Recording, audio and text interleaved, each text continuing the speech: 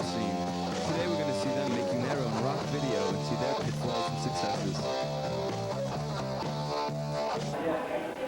Making a video takes a lot of planning and a lot of setting up, as these three young performers learned. What's this? The pre-production? Production? Not only did the band have to get their set ready, they had to learn about the technical process of the video so they could better perform on camera. Here we can see Doug Jacobson and technical director Dennis Stripmatter talking about a special matte effect used in the video.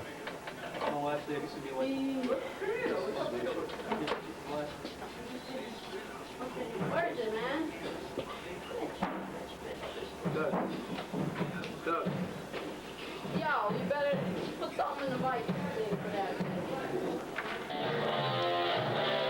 Even though the video was hard work, the band always managed to have fun. They're just some wild and crazy kind of guys.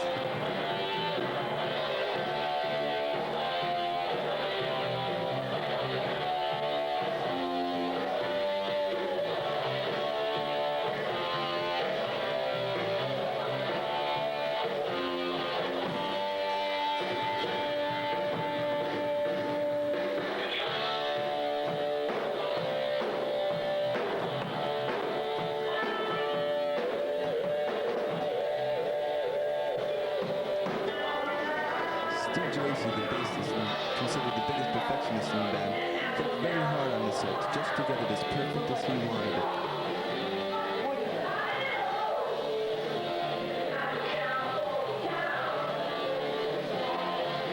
But Doug still fooled around.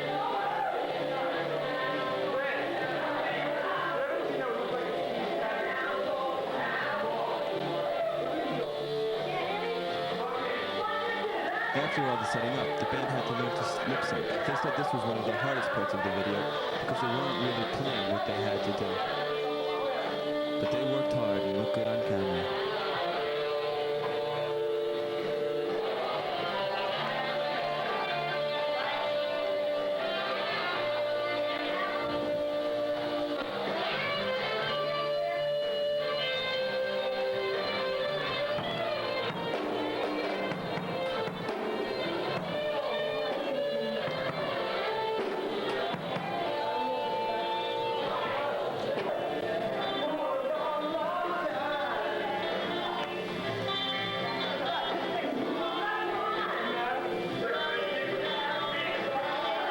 The other way, they both seem to stay okay. The crew worked long and hard to get the technical part of the video set up.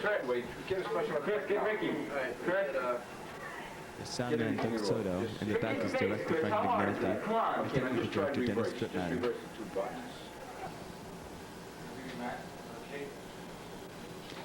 Now it was almost time to get the video set. And then the work began.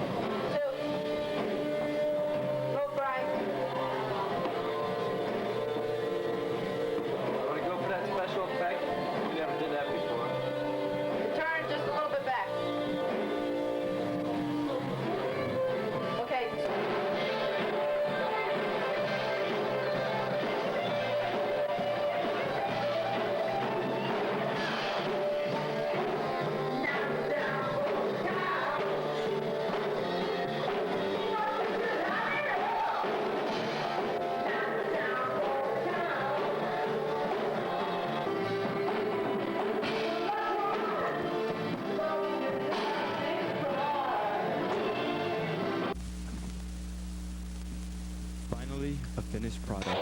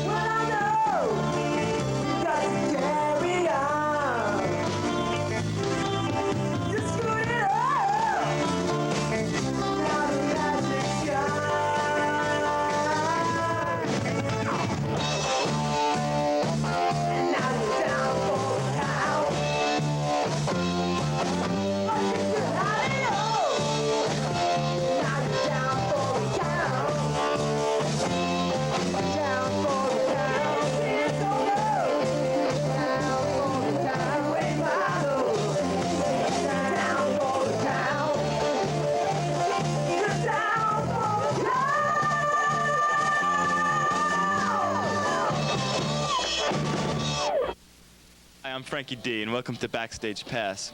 Here with me now, I've got the drummer of Raging Angel, Mr. Richard Elliott, and we're going to talk a little bit today about his experience with video and his whole experience in music altogether and how he feels and basically the general attitude of most musicians, as I've seen. Heavy metal musicians. Okay. First, I'd like to start. Why don't you describe how your band got started and everything?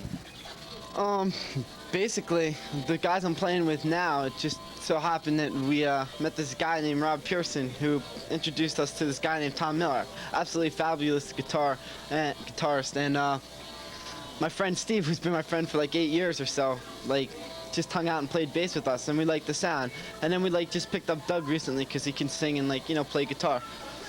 Just came together. Okay, all right, now you've done the video, okay? Was it more than you expected, or was it harder or easier, or what were your feelings generally about it? It was much harder than I expected. You know, I figured we'd go into the studio, rip off one take or so, you know, just hang out and have a good time, you know, party afterwards or whatever. But it was like totally different than I expected, because we hung out in the video, like, and everything, video room, and the lights were like so hot, and we went in there with just a total expectation of nothing. We were just gonna go in there, you know, sing a song and get out. It was a lot more than I expected, and that was only, you know, it's not exactly like a top-rate, first-rate video and stuff, so I could picture what, you know, real musicians have to go through. Not that we're not real musicians, but I mean what professionals have to go through. Okay, relative in the whole video scene general, how do you feel? Do you think it's hurt music, help metal, hurt metal? I'd say metal's getting more exposure now than it previously had.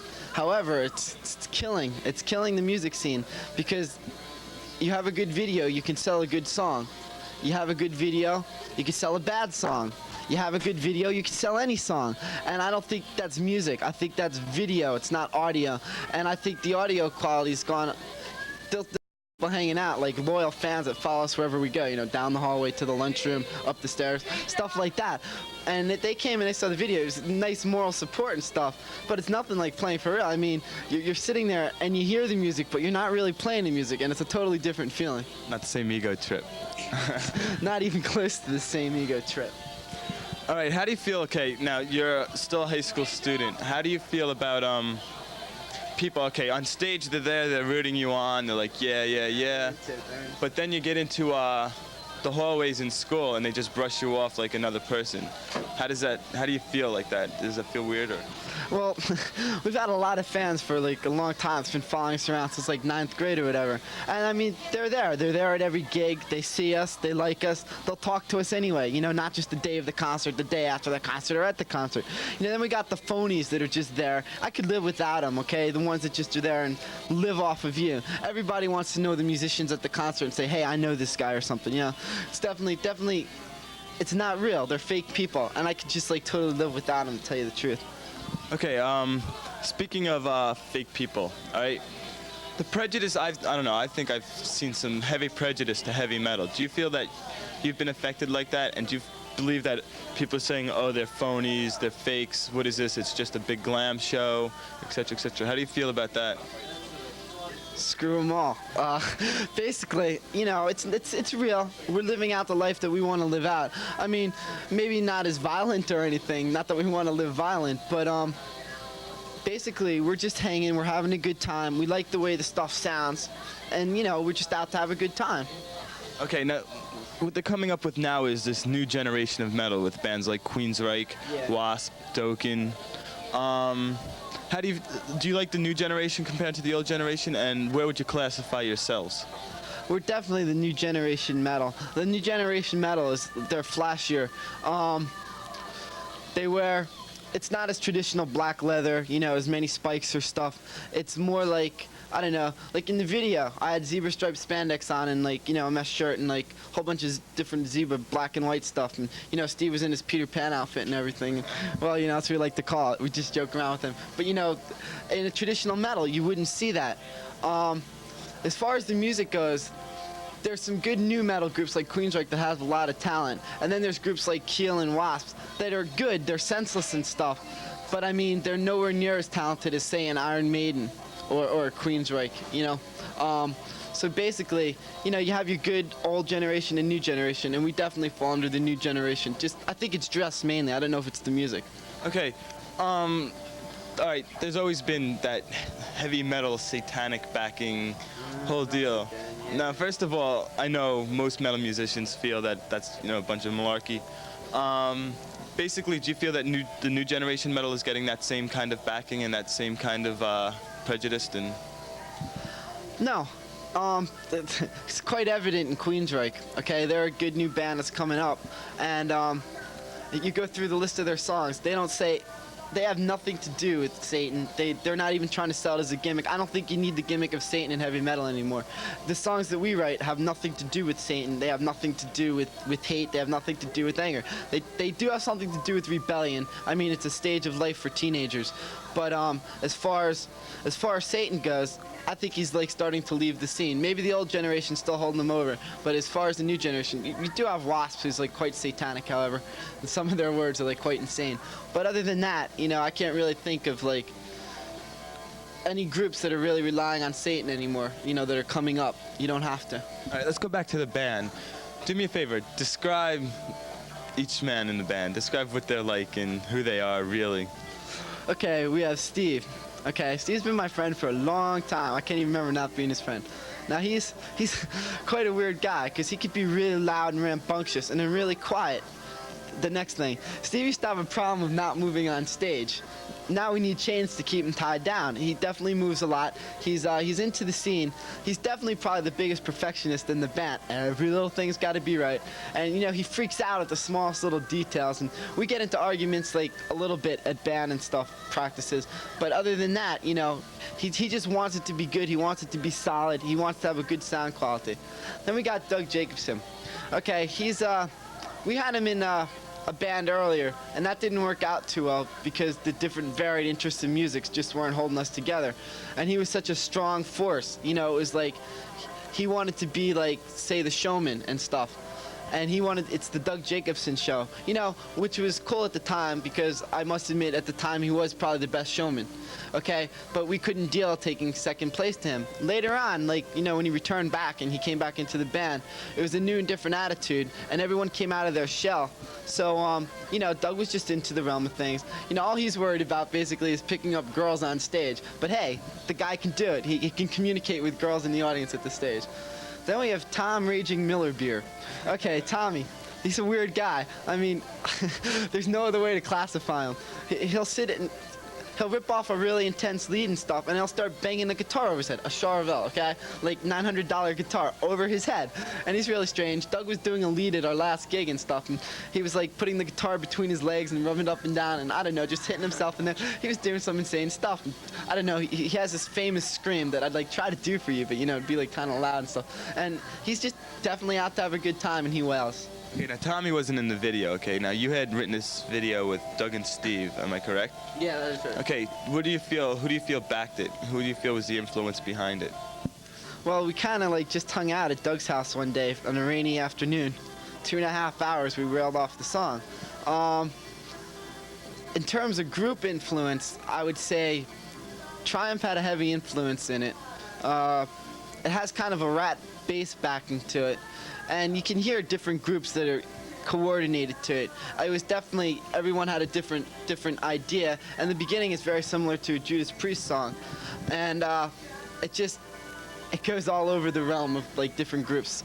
Okay, who do you feel, okay, as the band as a total, who do you feel, what bands were the biggest influence on you guys? Or at least now are the biggest influences? Iron Maiden, no doubt. They're there. I take a lot of beats from Nico and Clive Burr, so I'd definitely say it'd definitely be them. All right, who's your influence? Carmine Appice. He played with just about everyone. Rod Stewart, you know, Ozzy Osbourne. He's in a band now called King Cobra that he really rocks in.